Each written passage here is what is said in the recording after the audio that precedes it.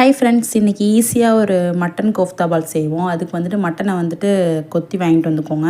ஒரு கைப்பிடி அளவுக்கு சின்ன வெங்காயம், பொட்டுக்கடலை, தேங்காய், ஒரு 6 பச்சை மிளகா, இஞ்சி ஒரு சின்ன துண்டு, பட்டை, கிராம்பு 3, கொஞ்சோண்டு சோம்புத்தூள் தான். பொட்டுக்கடலையை ஃபஸ்ட்டு ட்ரையாக அரைச்சி பவுடராக எடுத்து வச்சுக்கோங்க.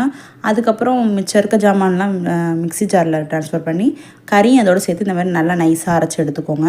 தண்ணி ஆட் பண்ணவே கூடாது, கறியில் இருக்க தண்ணி போதும். அதோட இந்த பொட்டுக்கடலை மாவோட அதை நல்லா பிசைஞ்சு எடுத்துக்கோங்க. அதுக்கப்புறம் தேவையான அளவுக்கு உப்பு ஆட் பண்ணிக்கோங்க. நமக்கு டேஸ்ட்டுக்கு தகுந்த மாதிரி உப்பு ஆட் பண்ணிவிட்டு ஒரே ஒரு எக்கு ஒன்று உடச்சி ஊற்றி நல்லா பெசரிக்கோங்க. பெசரி ஒரு மீடியம் சைஸ் பாலாக போட்டணும். எதுக்குமே தண்ணி ஆட் பண்ணவே கூடாது. இந்த எக்கு இந்த மட்டனில் இருக்க தண்ணியே போதுமானதாக அதுக்கு இருக்கும். இந்த மாதிரி குட்டி குட்டி பாலாக உருட்டி வச்சுட்டு எண்ணெயை ஹீட் பண்ணிவிட்டு எண்ணெய் ஹீட் ஆனதுக்கப்புறம் மீடியம் ஃப்ளேமில் வச்சுட்டு இந்த பால்ஸ் எல்லாம் போட்டு கொஞ்சம் நேரம் கழித்து கொஞ்சம் வெந்ததுக்கப்புறம் திருப்பி விட்டுட்டு கோல்டன் ப்ரௌன் ஆனோன்னு எடுத்துருங்க.